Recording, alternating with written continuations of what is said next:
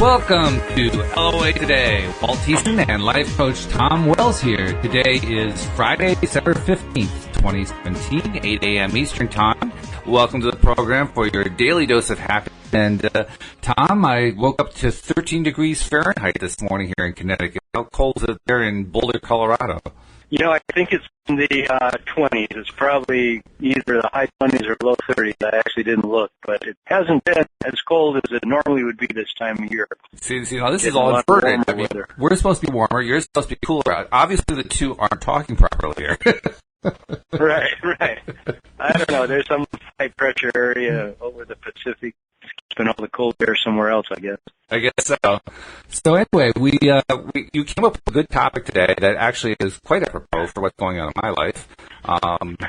The topic of angst to ease, and that's certainly something that anyone who's ever tried to apply the law of attraction knows is important. It's what usually gets in the way when we're trying to do it and we're not doing it successfully. So talk a little bit about that. First of all, where did the idea come from? And let's get it started. Yeah, you know, the idea came from the fact that for years and years of thinking of being I thought of being a therapist, psychotherapist for years, and then I decided to become a life coach about 7 years ago. And I really realized as I was studying and learning different methods of life coaching, the single biggest thing in my life that was driving me was the fact of how much I worry. And I was talking to another therapist friend yesterday and telling her how that's been this huge theme in my life. And she said, I think it's a theme in everybody's life. Yeah. And she's been a therapist for 40 years, and she said there's nothing bigger in anybody's life than anxiety and worry. You know, and it all is underlaid by fear, of course, and we're afraid of what's going to happen next or what's not going to happen in our lives.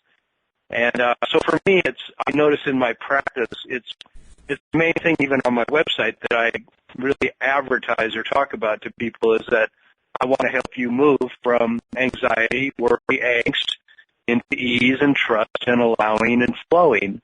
And it's something I still deal with in my life every day, but now it's no longer so stressful, and now I have incredible tools to move beyond that angst and into that ease, and that's what we want to talk about today. And that is really very important, of course, because we all know how destructive stress is to our health system, let alone to our attempts to apply the law of attraction. So anything we do to get rid of stress, like you say, ease, is probably a pretty good thing. Yeah, it's mandatory, I think, and at least it is for me, because, you know, if we're in that vibration of worry and the vibration of fear, then attract into our life the thing that we want, because the things that we want are not in that vibration. Yes. And, you know, what's so amazing is that we have the emotional guidance system, and that's sort of at the crux of this whole thing, is that why do we get the fear and the anxiety and the worry? And the simple fact that my understanding is that's simply our emotional guidance system telling us that what we want is not in that direction of our thinking. So when we're feeling that worry and that anxiety and fear, we're not in the place that's going to head us in the direction that we want to be going. We're actually thinking the opposite. Somehow we're thinking about things not working out for us instead of things working out. And we've got to begin to tell a different story, and that's what it really comes down to. We've got to notice that emotion is an indicator that we're in a place that's not serving us. Well, I can attest to the fact that I'm noticing it. Yeah.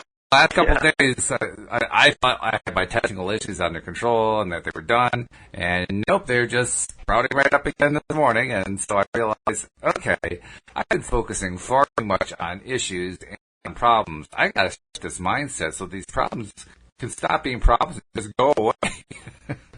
Right. Because otherwise, what do you think you're going to do to shift that mindset? What things are working for you, or what do you plan to do for the coming day?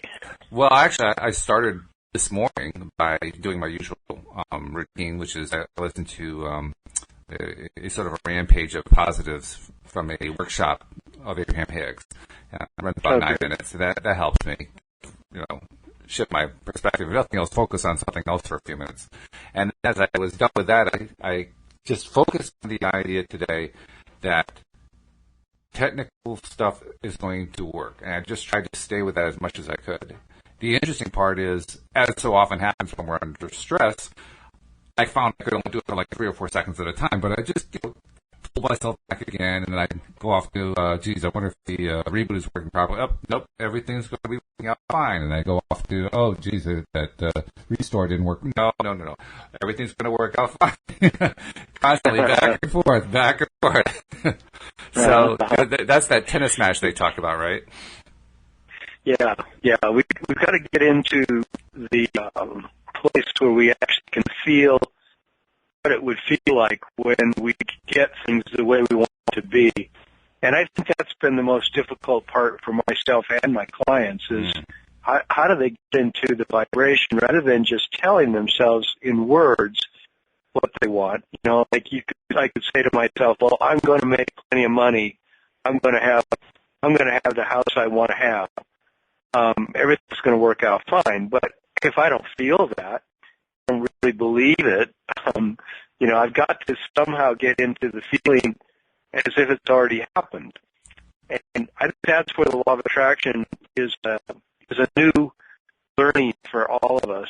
How do we get into that when in our guts we're feeling worried and we don't know how to move out of that sense of worry? Especially when there's a lot of things we can do. When you're in that stress position, too, that's when it's the hardest. It's easy to focus on it when you're not stressed. But when you're in the stress position, then it's like your attention just goes away. So what strategies do you use with your clients or with yourself when you're in that position? The best thing to do that I find is what's called going general. And as you know, that means we actually ask ourselves, what is something that I love? What is something that I unequivocally like that I could go do right now or that I could think about that is completely away from this entire thing that I'm worried about? So if I'm really worried about money, say, and I'm thinking, oh, this is going to happen and this could happen and I might not have enough money for that and this, and then I've got to just say, what would be fun for me right now just that would bring me joy? And maybe it's pick up my guitar. And I know that if I pick up my guitar and I start playing a few songs, I get into it at all. Before long, I can really be enjoying the singing. And that's going general. Sometimes if I'm sitting in my house and I'm saying, today, later, I've got to give a public speech, and, that's supposed to cause people more anxiety than death itself. And I realize that, I can, if I'm feeling worried about it, I can just get up and say, I'm going to go for a walk. And on that walk, I focus on the trees. I focus on the beauty that I see, the sky, the clouds, the sunshine. And I don't let myself keep thinking about giving the speech and how it maybe is not going to go right. And if on the walk, then I start feeling relaxed, then I start thinking about, the speech can go really well. There's no reason why the speech won't go well. I feel like I'm prepared enough, and so that's one of the things is to go general. And because going general actually puts you in a place where you stop focusing on the specific. The specific is where we keep beating ourselves up. And so by going general, you put yourself into a place, we put ourselves into places where we can focus on just things that are generally good and what are generally positive in our lives and so forth. And just that alone switches us away, even temporarily, from the stuff we've been fixated on. Yeah, the bottom line for me is that I simply have to get into a different vibration. Right. I simply have to get into a vibration that feels good. And it doesn't matter what I do to get that good feeling. And I think when we're depressed, when a person's really consciously worried and anxious, then I can see how I've been in a place where it's hard to imagine anything. I can look around my whole house and not see anything that I think is going to make me feel better. And one thing I do at those times is, and I don't know how many of our listeners can relate to this, but I actually do two things. One is I just maybe lay down on the couch or on a bed or sit in a chair, and I let myself accept the fact that I feel this way. I say, okay, I'm not going to fight this. I feel really scared, or I feel really worried about this or this or this, and I'm going to just sit with this, and I'm going to feel it. Where do I feel it in my body? What's the sensation in my body? So I can get away from the story that I'm telling about it a little bit and just say, okay, well, in my stomach I feel like it's twisted up. I feel like there's a knot in there, or I feel just like angry. There's anger in there, or I feel sad. There's sadness in there. But it's just to feel the body sensation. Maybe you feel in your shoulders, an aching. Maybe you've got a headache, and notice those feelings, and then just be with them for a little bit. And then what I do is I often will say, I can't handle this. I can't deal with this. So I'm going to give it to my higher self. I'm going to give it, if the larger part of me is an infinite being, and I really do believe that we are all infinite beings occupying these human bodies. Yeah, I agree. So this is some kind of game we're playing. So I give it to that higher self. I give it to any beings that I believe exist in that unseen realm. I can ask for help. And according to Abraham Hicks, there's a multitude of beings that are focused entirely on us, that want us only to succeed. They want only for our lives to work out in beautiful ways. And when I'm at my rope's end, I just say, you guys take it. I cannot deal with this. And then I completely give it over. And I just say, okay, it's completely in your hands. I can't figure out how I'm going to make this better. You guys make it better. You guys take care of it. And I'll tell you, man, almost every time I can't even think of a time where I don't start seeing something happen. Something starts to change. Just the thing that changes alone is the fact that I no longer feel that angst. I start to feel relief. That's the key. We've got to somehow feel like life is on our side, that things can work out. Right, it's the release. Do you ever do? Yeah. It's the release that do we're you looking do the for. same thing? Not quite the same way, but yeah, ultimately it amounts to the same thing. I look for the release. I look to try to have that moment, where boy, it's just coming off my shoulders. It's getting out of me. Thank goodness. That's the sound for that. And do you have a place inside you that you kind of know is your go-to place for trusting that things are going to work out? I can't say I think of a particular place. I mean, I know not concretely, consciously, I know that when I'm making that kind of request, I'm doing it, like you said, to my other half, my better half on the other side. Yeah.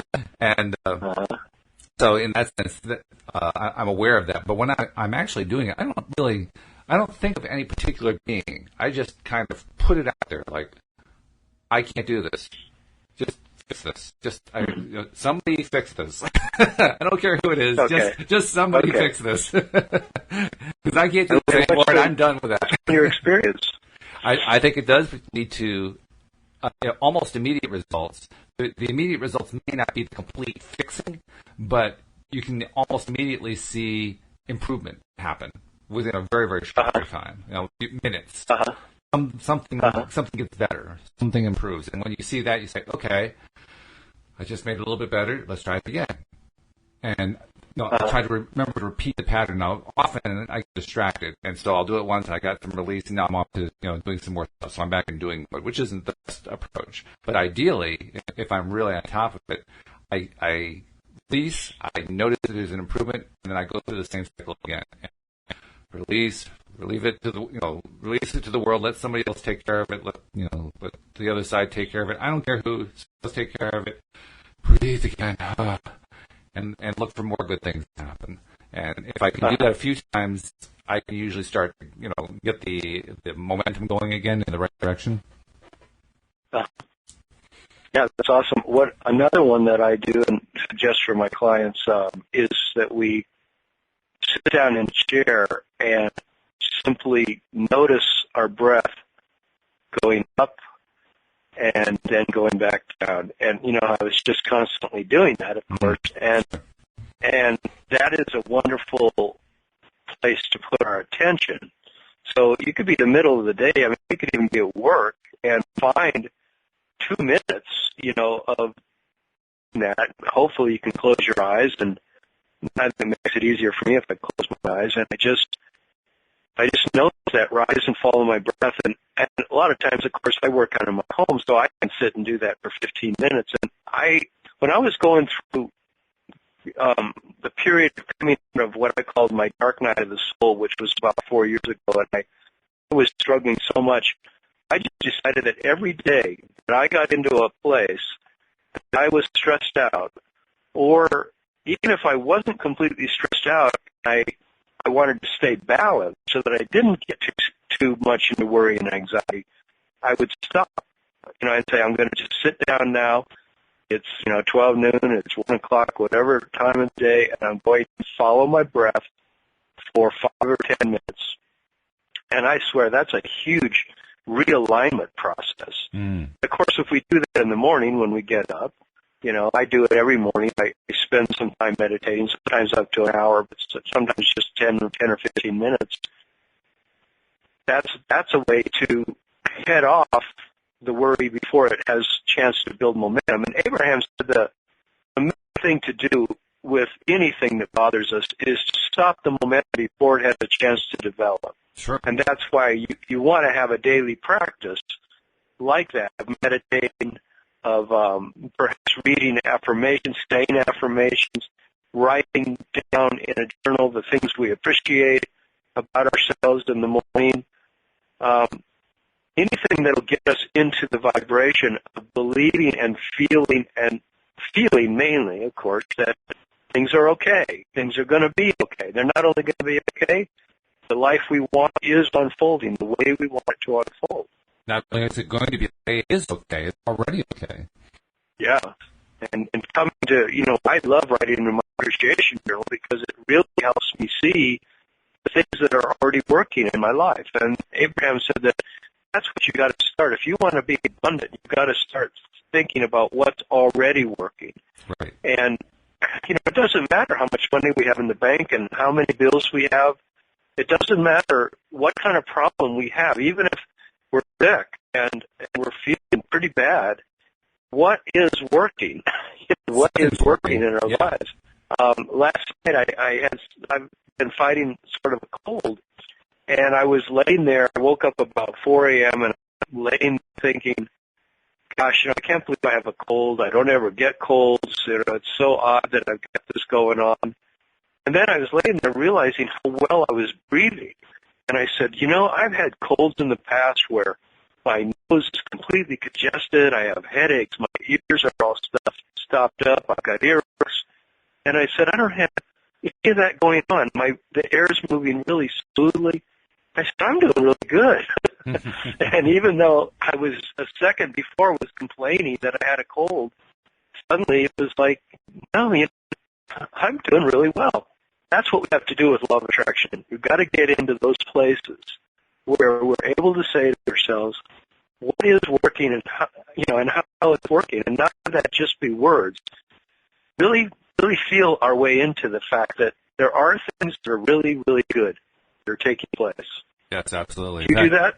Yeah, I do. And in fact, I want to actually do it right now that I think about it, because right now, technically, everything's working. It's working beautifully. There you go. With nice smooth signal. As far as I can see, there's nothing going on in terms of scratches or internet drops. I mean, it's just a nice, clean signal. I like this. I'm looking forward to hearing the replay where it's a nice, clean replay too. So this is good stuff. Oh, by the way, I also want to remind our listeners, if you are liking what you're hearing, we want you to help us make it even nicer and smoother by sharing it. Tell other people you're listening to LOA Today, on your Facebook, on Twitter, on Instagram, on whatever you use for social media. Just put out a message saying, hey, I'm listening. You ought to listen to this. This is good stuff, because we want to keep spreading the word that there's a feel-good daily dose of happy program for everyone to share. And plus, if you haven't yet subscribed, take this moment to subscribe too, because we want you to be able to continue to get the programs every single day. We're doing them twice a day, Monday through Friday, and one on Sunday. So you don't want to miss any of them. So a commercial reminder there. You also mentioned earlier, Tom, the idea of breathing and how important it is to focus on breathing. And it made me remember that Abraham Hicks has a meditation recording that you can get. And it actually has 4 different meditations. There's one on sort of a general well-being one, one's on health, one's on money, and one's on relationships. Each one's about 15 minutes long.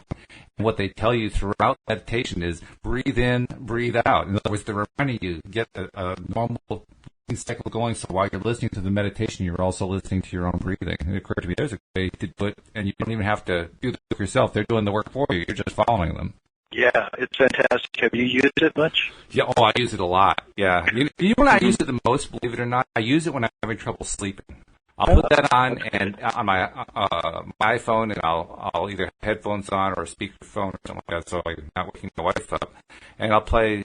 I'll set it to play for like an hour to hear all 4 of them, and I'll get about 10 minutes into the first one, and boom, I'm out. Oh yeah. Yeah, there was a time, the time that I was talking about when I was in this really difficult time about 4 years ago. I discovered their CD and that meditation getting into the Vortex CD, and I would use it religiously every day, and I felt like it was a lifesaver. And it was literally a lifeline for me to have that meditation, because not only is there the practice with the breath but it's synced up with this really good music that they've been created specifically for getting into that place of relaxation, that place beyond anxiety and worry. And if you read the book and you listen to what Esther Hicks is saying, what Abraham is saying, it's fantastic stuff. Oh, it is. I sometimes just go read a whole chapter. In fact, that book just sitting around all the time, and if I want to read, about well-being, like my physical health, or I want to read about financial abundance, those little chapters in that book are fantastic. It's amazing. I highly recommend to all my clients that they get that. It's amazing. We both did the same thing, because you described how you used that particularly when you were in a rough place, and that's exactly when I used it too. I used it when I was in a place where couldn't seem to get any daily thing going of, whether it be affirmations or meditation or whatever. None of it, I just, for whatever reason, I was blocking myself and I just couldn't get there. Listening to those meditations helped me develop a daily habit of some kind. And actually there were times where I would listen to them multiple times in the day because I was feeling so miserable, and I just needed to, I wasn't even thinking in terms of getting myself into a good place. I just needed to get out of the bad place. I just needed to stop feeling so miserable and so rotten. And it helps. I mean, it's amazing. Yeah. It's easier than meditating because you don't have to focus on meditating. You just listen to the music and you listen to what they're saying. And you're right. I mean, the music is very calming. That's why it puts me to sleep now. But it also, when you're stressed out, it doesn't put you to sleep necessarily. It can, but more importantly, it does get you to slow down and relax. And the music is timed perfectly for breathing. So breathe in, breathe out, and you're going right to the music as you're doing it. So, in fact, I find I've gotten to the point now where I can't hear the music without knowing where I am in the tune, and my breath has to catch up to it. So I'm right there. Yeah. And, I've been with this teacher from India for 40 years, too, and one of the main things he teaches is all day long, I think I might have mentioned this in another show, but all day long you can be noticing your breath, and it's a wonderful way to bring you back to your center, to your heart, and to who you truly are, because within our breath, according to lots of teachers from India and other places, and now from all over the world, of course, that within our breath is where our essence lives. The when we're first born, the first thing that comes into our body is our breath. When a baby's born, everybody's on pins and needles in the room waiting to see, will the baby breathe, because that's the sign that everything's going to be okay. And then when they're at the deathbed of that person, of anybody, that the very last thing that they check for is have they stopped breathing? Because when the breath leaves the body, it seems to be that's when the essence, the soul, whatever you want to call it, that's when the soul leaves. And so what I do throughout the day, and I recommend for my clients, is that you could be standing talking to somebody, and your mind might be worried, might be racing about something, or you might not like what the other person's saying, or you might want to be coming back with, some intelligent answer to that person. Whatever the reason, if I go to my breath instead of to the place where my mind is racing and my mind is fearful and my mind is anticipating, with anxiety what's going to come next, instead I just start to follow my breath at that time. So it's like a magic potion to me, because it'll bring resolution to so many situations. Like this morning, you were mentioning that you were going through this struggle a little bit to get your technical house in order so you could, do the podcast today. And one thing you can do in those type of situations when you're feeling that stress is do it as you're following your breath. Just say, I'm going to stop for a second here, and I'm going to get back in touch with my breath, and I'm going to quit listening to the worry I have about this thing not working, and I'm going to just trust. It's right. The same as giving it over, you could say, to a higher power, too. Yeah, actually, I think I do that anyway, because I very often sigh. I very often just, that kind of thing. And it's not like I'm doing it deliberately, but I think it should become part of my routine, which is good. It means I have a that I didn't even realize I was using. There's another thing that Abraham recommends that people can do when they're feeling anxiety and worry and fear, and that's that we talked about a little in the earlier part of the program. I talked about how that anxiety and worry and fear is simply your emotional guidance system telling you that you want something. It's telling you that what you're thinking about is not going to get you what you want, and that you're in your vortex. There's something that you want, and so when you get the emotional guidance system telling you, the message of worry, anxiety, or fear, a really good thing to ask ourselves at that moment is, well, what is it that I want? What is it that is missing here? I learned when I was really going through anxiety to use it as a signal to me to say, well, why would I be feeling this? What is it that I'm not giving myself? What is it that I'm not listening to that I need to be listening to? And I would so often find there was something that I was ignoring, that I was doubting, that I wasn't really paying attention, that I really wanted instead of that worry and anxiety, the thoughts that were causing that, because it's some other thing I'm focused on that's giving me the worry and the anxiety. Like when you're trying to fix your technical situation, I imagine you're thinking, this could ruin the show today, or this could... Well, actually, I'm trying to avoid thinking that. I'm trying to stay away from those thoughts. But yeah, those are the thoughts that tend to creep in. And I know that one thing I've really focused on a lot I try to remember to focus on it during stress periods, the high stress periods, is you mentioned the vortex. The book The Vortex talks about how when you're feeling the negative emotion, what it really means more than anything else, yes, it means that you want something, that you need something, that you desire something, and it's not there yet, and all this other stuff. But more specifically, it means that you're not in alignment with your true self, your inner self. You're out of alignment. That's why you're feeling the negative emotion. When you're in alignment, you feel good. When you're out of alignment, you feel bad. So it's a reminder, you're just out of alignment. You got to get back in alignment somehow. And you use any of the techniques, any of the tools that you learned to do that. And the longer you put it off, the more you're going to feel miserable. So it's actually a nice reminder. every time that I'm not feeling good, even if it seems like it's due to something else, if it's due, it seems like it's due to my computer. My computer isn't behaving properly. That's why I feel so miserable. No, I feel miserable because I'm out of alignment. So, okay, got to get back into alignment. Don't worry about what the computer is doing. The computer is going to be fine. The computer is going to take care of itself. Ultimately, yes, I have to do things to help it along, but, something's going to come through in some way that I really expect that's going to kind of shift the whole balance, and all of a sudden, like this morning, the computer was working. Like, oh, good. Hooray. I'm right back in alignment again. All right. Yeah, right. And I imagine that you spend a lot of time just trusting and knowing that your system is going to stay in alignment. Yes. Right. And also trusting that what's going on outside is going to also realign now that I'm in alignment.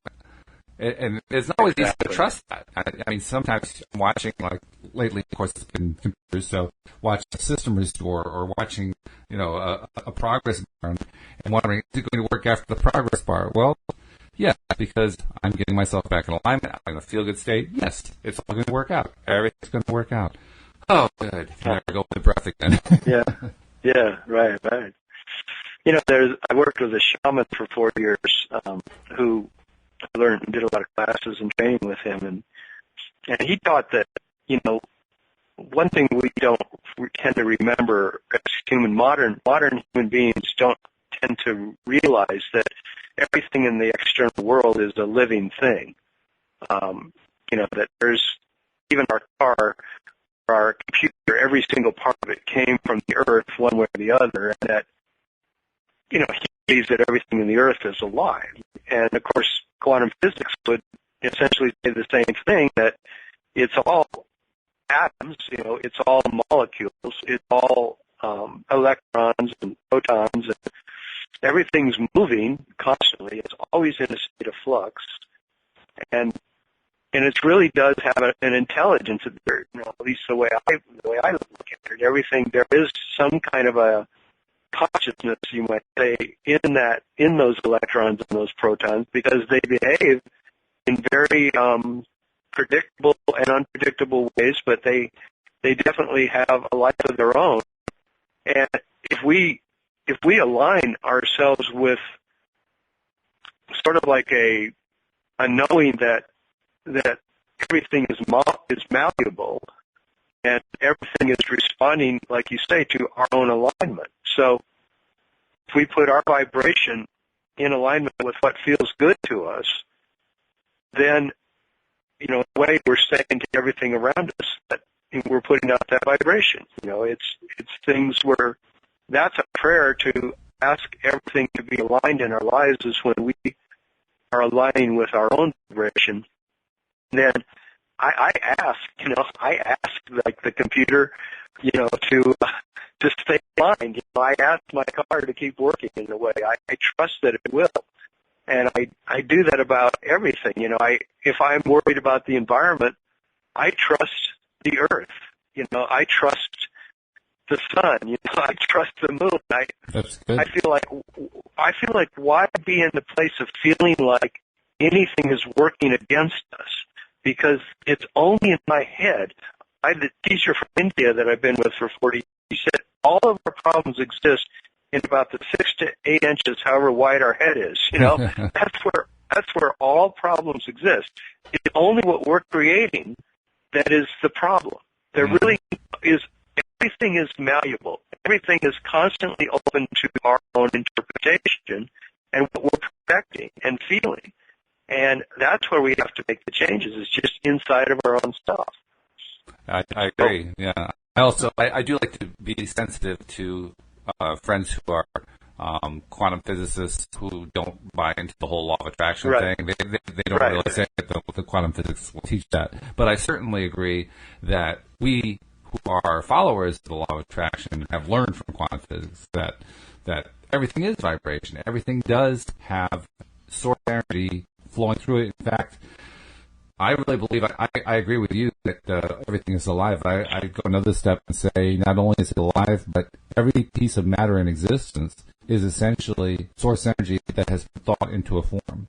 So since that's the case, everything is source energy just manifesting in certain ways. And you look at it that way, that means, like you say, any problem that's created is a problem we're creating. It's not something that's wrong with the source energy. The source energy is just source energy. It's just, essence. It's aliveness. So we're the ones doing the creating. And when we remember that we are the ones doing the creating, then it becomes easier to reconcile, well, when stuff goes wrong, it just means, I need to slow down that creation process because I'm just not in the right path. I got to switch to a different path so I'm more in alignment with myself, and everything else just take care of itself. And there's a trust factor in there. It takes some trust, but that trust factor, as we build it through the meditation practices, through affirmations, the daily routines that we do, and that practice over time trains us as well. We start to believe, start to feel good, we start to feel confident that all those practices are going to help us whenever we do run into some sort of conflict, some sort of problem. Those practices allow us and encourage us to help us get through it without thinking, oh my God, this is the end of the world. The end of the world as we know it. Yeah, right. Because that's really what we're doing, isn't it? That's what? That's really what we're doing, isn't it? We're treating it like, oh my God, this is the end of the world. Yeah, I mean, I feel like when I'm in worry and anxiety and fear at those moments, if I look at the thoughts I'm having, they're crazy in a sense, because let's say I'm worried about money and I'm not going to have enough. Well, I'm denying the fact that the next moment of my life is ripe with possibility. And or the next day that let's say it's 6 a.m. I'm waking up and I wake up in anxiety. Well, if I believe in that anxiety, I'm in a sense negating the entire day ahead of me that magic and wonderful things can't unfold for me. Whereas in reality, I believe the way life actually is that every brand new moment is a second chance. It's a brand new start. And it's just, I've got to be willing to tell myself that and accept the fact that every moment is a brand new start for infinite possibilities to unfold. And sometimes I say to myself, give me a break, Tom. It's like you don't believe there's infinite possibilities. You think you're going to run out of money, or something like that. And, but then I go, but that's so stupid to think that way, because then we'll run out of money. If I think that way, if I listen to any of the things that are giving me worry and anxiety, they're just dead end things. They're only going to make my life worse if they come true. And so I go, well, if I'm going to sit around and believe those things, they're going to come true. So my whole thing becomes, okay, what's a better feeling story I can tell myself? Can I tell myself that infinite possibilities exist? Can I tell myself that today something different is going to happen? That it's not just going to be a repeat of yesterday and the same problem that I've been carrying for 5 years now? And, God, even if we've had a problem for a really long time that we're worried about, I feel like I've got to come up with the faith that it can change today, and then look for being in that vibration, being in the feeling of it changing. Do you get into the feeling of it?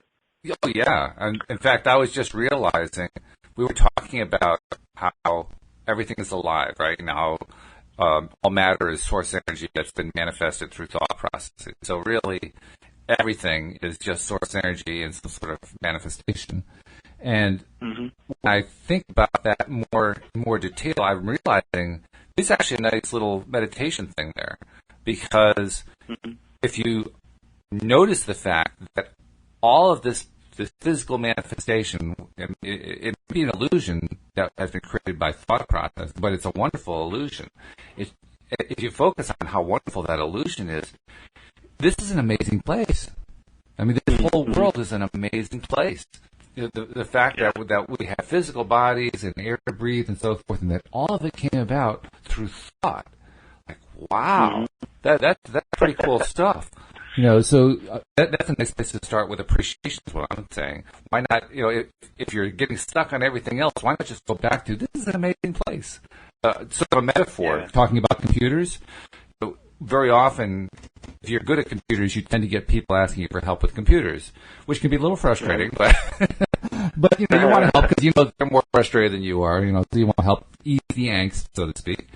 And as you're working with them, one thought that often comes to my mind, particularly when they're feeling very frustrated, and that usually is most when they're trying to explain what the problem is and they don't have the typical words to explain it. So, well, it's just the thing doesn't work properly, and they get all in shape and so forth, Well, when that happens, one of my favorite stories to tell them back to is, it's so easy in these situations to get very frustrated by why isn't the computer doing what I want it to do, when we forget that the amazing thing isn't that the computer isn't working. The amazing thing is that the computer works at all.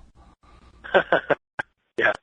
I mean, you think about it. You have these components that are basically made up of silicon and plastics and metal put together, and they turn into a computer. That's insanely amazing. But we forget about that. All we worry about is, why doesn't the email work?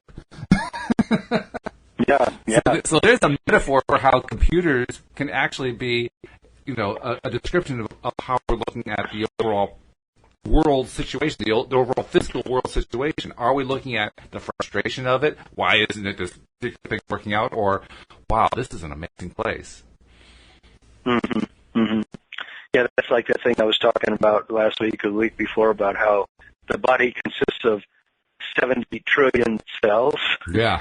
And then the word trillion nobody can comprehend. And then the fact that every few seconds another 25 trillion new cells are created, and every cell performs up to 6 trillion functions per second. And that alone, just like the human body, just from that perspective, it just puts me into a whole other zone, because it's like, well, then I'm living in some kind of a magic hologram. This is like way beyond magic. This is something that's incomprehensible. It's so amazing what's happening here. And Abraham said that before we come here, the reason we want to be here is because of the fact that it is this realm, where you get to play in the hologram of something that seems so real that you can literally either get devastated by it or you can be in ecstasy. You have that option when you come here. I mean, it must be a little, I think it seems like it's frightening to think that you could be devastated, but I think maybe ultimately everything always works out, and that's what's the funny little crux of it, that even if you die, in a terrible place, everything's going to be fine. At least that's what Abraham says, and I have come to accept that. I totally believe that somehow this whole universe is created with good intention. There's actually a benevolent and benign force behind everything, and a lot of people don't believe that. I don't expect anybody to just believe that, but it's helped my life tremendously to accept that fact that maybe it's designed to work beautifully. Oh, I think it is. And I think that, even more importantly, it does work beautifully. That's what the point of my metaphor was, reminding ourselves, just because there are some things that aren't working out right doesn't mean most of it isn't working great, because most of it is working great. Most of it works fantastically. I love it. It's just, we just have to be willing to notice it. When we notice that stuff's working great, that's the nice part. When you're noticing the good stuff, you can't focus on the bad stuff. Our human minds are incapable of focusing on both good and bad at the same time. We can focus on one, we can focus on the other, we can even multitask and shift back and forth. But at any given instant, when we're focusing on one, we can't focus on the other. So that's actually a valuable tool. It means that if we are stuck in something, we know we're in a bad place, we want to get out of it, all we have to do is focus on good stuff. And instantly, we're no longer focusing on the bad stuff. Does that mean we don't have to pull back to the other stuff? Of course not. The pull's still there. But every instant that we succeed in focusing on how great stuff is an instant that we're not focusing on the other. And that's why it's so good to just keep going back to it, because you can't do both at the same time. It's actually a very valuable thing. That's really valuable. I was just reading that from Abraham recently, and that's so true. I love what you said about the computer, how 99.999% of the time it's working right when you consider how many components have to be in agreement for that computer to work properly, or for your cell phone when I've been on an airplane flight, you're up there how many thousands of feet in the air, 30,000 feet or something, and you realize that it's instant death if anything goes wrong. And then how many planes go up in the air every day throughout the world? I'm sure it's well over 200,000 today. I don't know. That might be a low number. It's a lot. Yeah, what we do is that it's the safest way of travel. It's the safest form of travel, even though people so afraid about a crash. The fact is, there is no safer form of travel than airlines. And you just look around a plane. Just watch out the window when the flaps are going up and down and things, and you realize, oh my God, look at all the different components inside that wing. Every one of those has to be working perfectly. And they do. This plane to fly. They work. I mean, the fact that computers work at all is just an amazing miracle. And I never lost that. I remember back when I was in high school in the 70s, when it was even before the PC era had arrived, and the only computer you could work with was on a data type that was connected to a larger mainframe somewhere. And even that part, I'm thinking, wow, that's just miraculous. That's just incredible that can happen. I've never lost that, fortunately. I'll tell you another story too. That if the first one doesn't work, if people, if they aren't broken away from their frustrations at the computer by reminding them that the amazing thing is that the computer works at all, the other story I like to tell them that kind of shakes them off of their insistence on being stuck is to tell them about the story of the person who called in to customer service about their new computer because the new computer wasn't working. And the customer service person starts walking through their checklist. Okay, so when did this start to happen? Well, it started happening about 30 minutes ago. And tell me what happened. Well, the whole screen went blank. Everything went blank. And I can't get it to respond. I move the mouse, nothing happens. The power button isn't doing anything. And goes through a few more questions and finally asked, so was there anything going on at the time when you were doing this? Well, yeah, the power went out. Yeah, that's a big one. And the punchline of the joke is that at that point, the customer service person says, okay, here's what I want you to do. I want you to take the computer, put it in a box, the same box that we sent it to you, and then ship it back to us with a note that says, I'm too stupid to own a computer.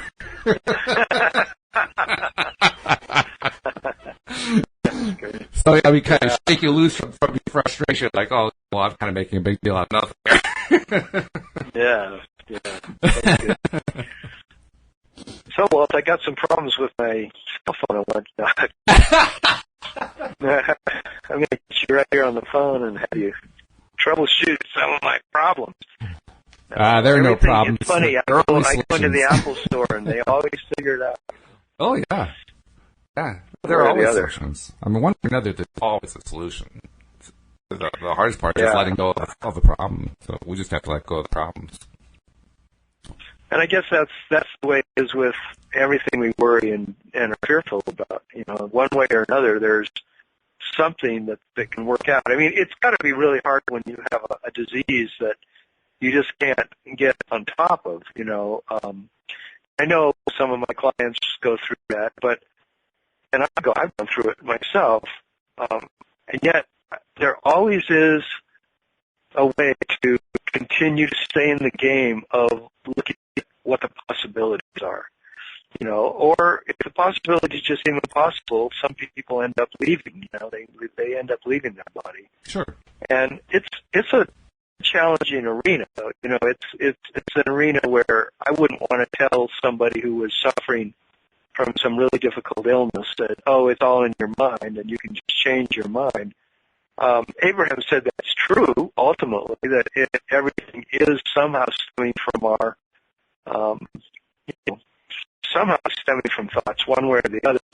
But I just tell clients all the time, don't ever make yourself wrong for anything that's going on in your life. Mm-hmm. No matter how depressed you feel or how sick you feel or how broke you feel or how messed up you feel in your relationship, you got to start by being in a place of self-love, a place of complete forgiveness of yourself that, don't make yourself wrong for the thoughts that you're having or for the way the situations are working out, because that vibration will not allow things to change. You know, if we always feel, it's just like piling on, feel worse than we were already feeling if we start blaming ourselves for our situation that we're in. But we can begin to look for something we can do, like the thing of following our breath, or the thing of starting to write things that we do appreciate about our lives. Starting to tell a little bit better feeling story, like what would be anything that would feel better than the situation that we're in? How can we go general and just look for something that we enjoy? Can we just turn on the television and forget our worries by watching something we like to watch on television? All that's okay, Oh, absolutely, it's okay. Yeah. In fact, it's good practice. I'm reminded also of a conversation I had with an early co-host, my sister-in-law, Yona, who I think I mentioned to you is a PhD candidate, and still trying to figure out exactly which avenue of science research she wants to make her degree. But the point is, this is about 2.5 years ago, something like that. She was telling me how the human body is incredibly agile when it comes to healing itself. And the way she explained it to me is one that I've always remembered, and I try to use this whenever I'm confronted by somebody who has a health issue, and that health issue is a particularly bad one. I try to encourage them to follow this little modality. What she said is that researchers are able now, with all the instruments and technologies that are available to them, they can actually trace from the moment that you experience an emotion in your brain, they can trace it through the body, through the particular systems that go down to wherever there is a site of disease or injury or some kind of malness going on, whatever it might be. And then that signal leads to a directive that says, at that site, start healing. And you can especially test it, or she told me that you can test it by inducing emotions in somebody and then tracing down to see what's happening. And whenever they induce a positive emotion, particularly something associated with happiness or laughter or joy or something like that, it sends a very powerful signal that really starts to kick the healing into high gear in wherever the injured or diseased place is. But conversely, and it always does it through the neurotransmitters and the hormones, the feel-good neurotransmitters. But conversely, if you have a sad feeling of some kind or a depressed feeling or something that is deeply negative, it sends another kind of signal using a different kind of neurotransmitter, this time usually cortisol, the flight or fight syndrome transmitter. And this one says, start dying. It actually instructs the cells at the site of the disease or of the injury or whatever it is to start dying off. And what's really amazing is the entire cycle takes about 90 seconds to complete. So from the moment that your brain experiences the emotion and then sends out the neurotransmitters to the point where the transmitters start actually doing stuff is 90 seconds. Wow. And when I heard about that, I said to myself, that's really quick. I mean, that's when, especially if you're feeling sick, that is happening that quickly is reassuring, And then the other part that goes along with it is one of the strongest ways to kick off the healing is through laughter. That's what Norman Cousins discovered, for instance, when he created himself for cancer and just laughed himself to health by watching Marx Brothers and Charlie Chaplin movies. And other people have done very similar things. So I like to advise people, if you're sick, especially if you've got a dread disease of some kind, spend as much time as you can every day laughing. And it actually does turn out to be important. It isn't about just feeling that something is funny. It isn't enough finding it funny. Your body actually has to physically go through the motions of laughing. Because when you're laughing, it's like an accelerant, apparently. Laughter sends huge amounts of neurotransmitter. Finding something funny sends little tiny bits of neurotransmitter. So it's like when you laugh, you're sending a huge signal, heal, heal, heal, heal, to the part of the body that he's healing. So really the best thing you can do is find things to laugh at, which is hard. When you're not feeling good, that's hard to do. But it's a good time to, involve your family members. Say, look, I need to laugh as much as I can. Help me laugh. Help me find things to be funny. Show me funny movies. Put on funny comedians to watch or listen to. Just do anything that's funny so I can laugh at it. The other thing that I found too is when you're first doing this and you're feeling really miserable, it's often hard to get physical laughter going. So you have to kind of force it a little bit at first. In other words, you get to a point like you're listening to a comedian, and you get to the point where you know the comedian just said something that was really funny. You just don't feel like laughing right now. Make yourself laugh at it anyway. Get the laughter momentum going. Because after a while, it gets easier and easier, and all of a sudden now you're laughing, probably a belly laugh for the first time in a long time, especially if you've been sick. Yeah. I live in Boulder, Colorado, which is, known as it's alternative spirituality and things like that. And there's tons of yoga studios in town, just a ton of them. And one of the modalities they have here is laughter yoga. Oh, right. We talked about that, yeah. You literally go to classes where, everybody gets into that faking and laughing and then making it real.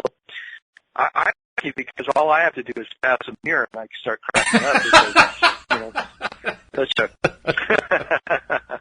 You're doing well at that. You can laugh at it. That's good. Yeah. No, seriously though, I'm dating now, and I'm really looking. When I look at a woman's profile on the dating sites, I really look closely to see whether they say that they love laughter and that they're a comedian. Because a lot of women will put, "I'm just a comedian," and I go, "Yeah, okay, I want to go out with her," because I really want to be with somebody in my life now as a partner who's just going to crack me up all the time, and I'm going to crack them up because we definitely like to laugh. I'm considered sort of a comedian by my friends. Wouldn't know it seeing me on the show, but can be. You just got to release your inner comedian. Yeah, I actually want to bring more of that alive, which is why I got into comedy improv. Oh, really? And I took 24 classes in it last year, and I did 4 performances, and it's just an amazing way to get me to just immediately walk out on stage and have to look at any situation that's created with me and the other person and see what's funny about this. What can we look at here that's funny? And then, it goes in that direction. And it made me start to look at my life that way a lot more. Like every single thing I'm doing is a situation comedy. Essentially, I could find humor in it, especially when I'm with other friends and stuff. What I try to, sometimes I just act out a scene with, when I'm with friends and they don't know that I'm exactly doing that. But then they start realizing, Tom's doing his gig again, Yeah, right. He's trying to be funny. We feel sorry for him. Yeah, they feel sorry for me. That's great, though. I mean, having what did you say, 24 lessons in the course or something like that? So you had 24 opportunities to learn. 24 sessions and learn to do comedy improv. And that probably meant that you were laughing every single session. So you had 24 laughter sessions. That's pretty darn good. Oh, yeah, it was great. Yeah, it was wonderful. And then when you get on the stage live, it's really trippy because it's the pressure's on and you're in front of a live audience. Those weren't as fun for me. No, because but they were okay, Because that's where you're trying to get over the cortisol of the fight or flight. When you're on the stage, you're terrified, like, oh my God, I gotta get out of here. Yeah, it's like you want to perform at that time, and it's the last. That's what you don't want to do. You don't want to perform. You want to just keep having fun. Right. And that's what we got to do on the stage of life. We got to keep having fun. Look at how can this be fun? How can this be fun? That's what I'm asking myself now all the time. What can I do that's actually fun for me that I would like to do? That's really good. Yeah. Well, that's what we're trying to do here on LOA Today. We want to have a lot of fun, and in fact, we want to encourage listeners to continue to have fun. If you haven't done it yet, subscribe to the podcast. Go to loatoday.net. That's the easy way. Or if you're on a smartphone on your iPhone, you can also do it through the iTunes store or even on the podcast software. You just go to the podcast software and just do a search on LOA Today. We'll pop right up. And if you're on an Android phone, you can do the same thing. Just go to Google Play instead of iTunes store, because obviously that's the Android equivalent. Just go to Google Play, search on LOA Today, and there we are. And Tom, before we leave, how can people reach you if they're interested in talking to you to get a little private coaching? Because that's often a good way to get that laughter cycle going. Yeah, I offer a free session, a free 1-hour session to anybody who would like it to talk about anything that's up for them in their life. And they can go to my website, which is youarejoy.com. That's the 3 words, youarejoy.com. And there's a page on there that offers a free discovery session to discover whether or not my coaching could help you, and if you might like to work with me further, we can set that up also. But it's a free 1 hour. Outstanding. Tom, it's been a pleasure as usual. Thank you, Walt. It's been a pleasure talking with you, and looking forward to the next time. Yep, we'll see you next time here on LOA. Goodbye, everybody. Bye.